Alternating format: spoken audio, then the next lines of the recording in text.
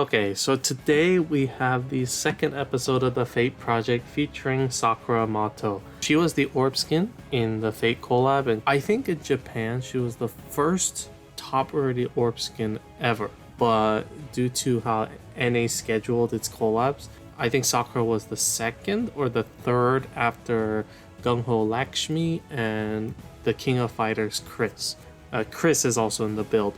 So Sakura is a very interesting transform card in that she has two very distinct forms. The pre-transform is very different from her post-transform, which I find to be quite unique, as most cards are either useless before transforming and then once they transform they become great, or they are very similar before and after transforming. Like if you look at Grandis, he's very similar before and after. All he gains is this really busted active. If you look at Sakura, before she transforms, she is a healer. She has 3 heal TPAs and a really good recovery stat, and even her leader skill is focused on just recovering health. You need to recover 50,000 HP and then you gain a massive shield to survive. Once she transforms, which requires 30 turns, but once she transforms, she becomes this immensely powerful damage stick. Like she just deals so much damage because she has VDP, triple 7C, and 280, like I call them high HP awakenings. And basically if you're above 80% HP, then you gain a 1.5 attack multiplier.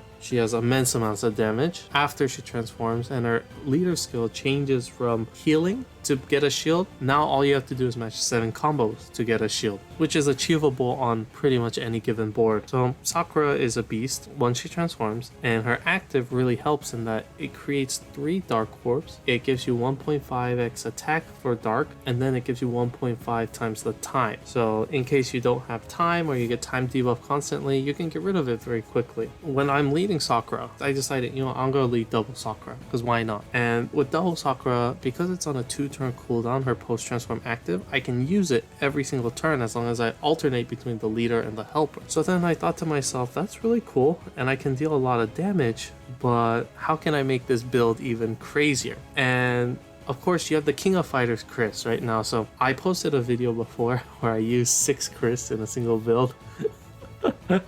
And it was really dumb build, but Chris is quite amazing in that when you transform him, he has a 1-turn active that creates 6 dark orbs every turn, which is actually ridiculous. Of course, he comes with a 35-turn cooldown transform active, so it takes a really long time to transform him. But once you do get to transform him, then he starts just outputting orbs like a madman. And so I thought to myself, if I combine this on a Sakura team, I could create 9 dark orbs every single turn, and 9 dark orbs is a VDP. So I'm thinking to myself, oh my god, imagine the damage I would deal every single turn. It would just be bonkers. It would be bonkers. So I decided, you know what, I'm gonna have 2 Sakuras as my lead, and I'm gonna sub in Chris. And then I think to myself, how am I going to survive? Because if I have 2 Sakuras, and I believe Sakura's 2 skill boosts. She has a couple skill boosts, and Chris doesn't have any skill boost in his base form. So how am I going to survive and transform? I need to be able to heal 50,000 HP every turn. Well, I didn't even look up Kami. Like, I didn't remember she existed, to be fair. But I was looking up cards that provide heal orbs on a very short cooldown. Basically, I just need heal orbs every turn,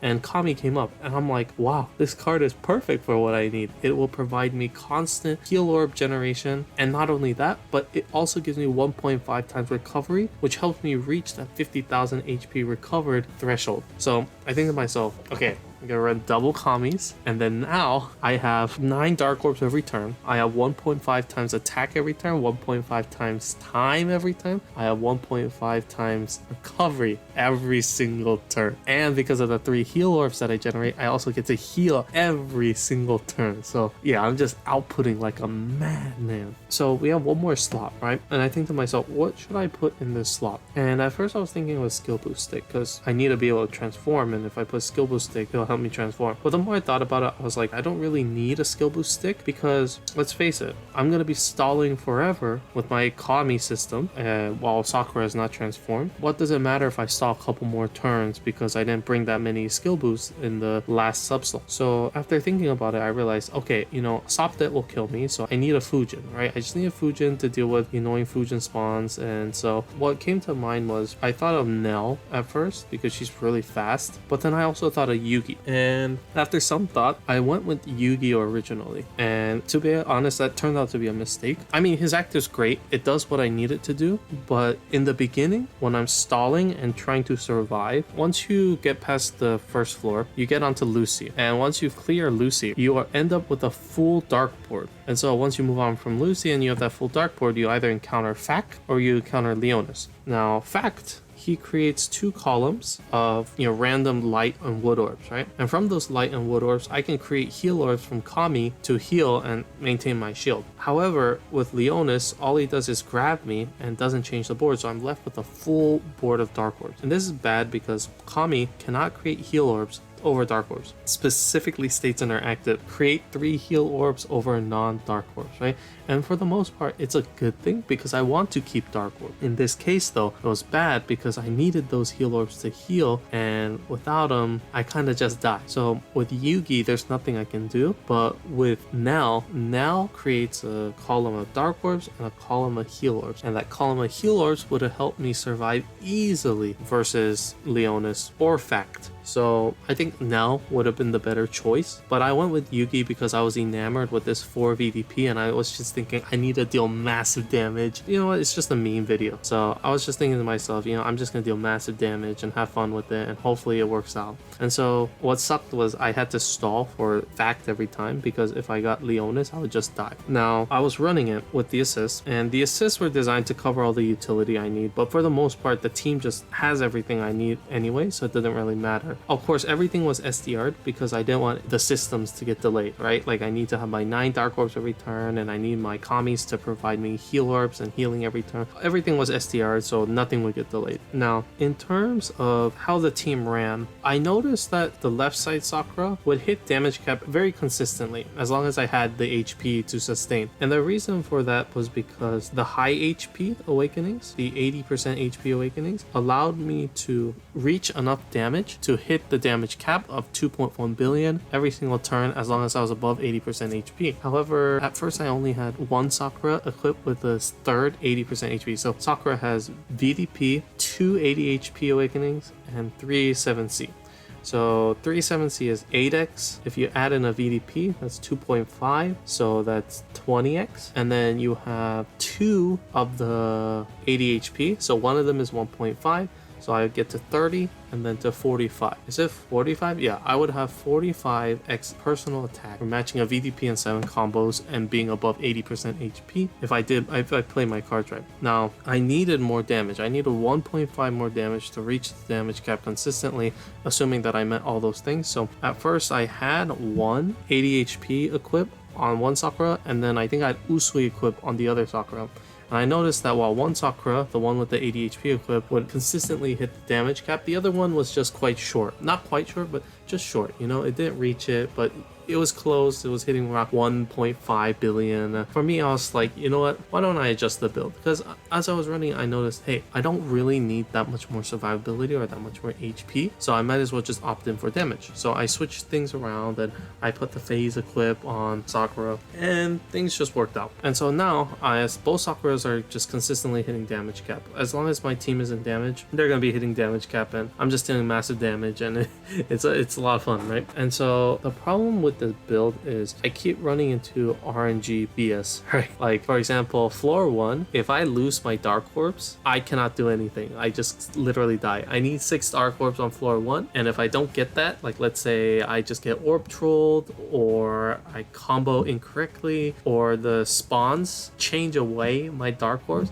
it's just doom. So there's already RNG involved in that. And then floor 3, as I mentioned, you have Fact and Leonis that can kill me off. So that's also very frustrating. And then after that, it becomes smooth sailing, I think, because I just VDP and then heal every turn, and I just blow through everything. I think the only risky one, there's no risk because I can maintain the shield with 7 combos. For enemy spawns like Khalid Bowl, even though he Woken binds me and I have no answer for that, I can just simply stall through it and it's no problem. Now, I obviously prefer Mistletoe because I believe I can one-shot him, but it's not that big of a deal. I don't think I had any other problems. I think if I ran into Zhang Mei, I would die. If I ran into Zhu Min, and I did get Zhu Min a couple times, Zhu Min would kill me because it was really annoying to deal with those spinners, so I would just die. Jinhua and Yoyu were free because all I needed to do was deal damage, and damage is one thing that this team definitely doesn't lack. If anything, the motto of this team should be terminate with extreme prejudice. Like, it actually just terminates spawns like Arnold Schwarzenegger. It's actually scary. Like, it's so strong. Otherwise, I don't think I had any problem spawns. It's just you have to stall in the beginning and then hope you get a good gentleman, so that's like 50%. And then I think the only one that would have annoyed me of the evil Manoas would have been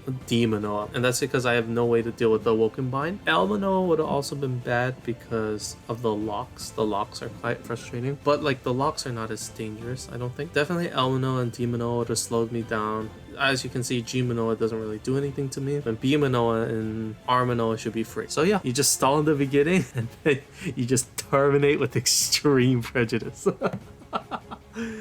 Yeah, that's the build. So I hope you guys enjoyed. I really like this build. I thought I had a lot of fun with it. It was just fun because it's like you went so fast. Like, you stall for so long and it feels like you're cheesing, and then as soon as the team gets ready, like as soon as you start destroying enemy spawns with VDP every turn, holy cow, it's the best feeling. So thank you guys for watching. I hope you guys enjoyed, and I'll see you guys next time.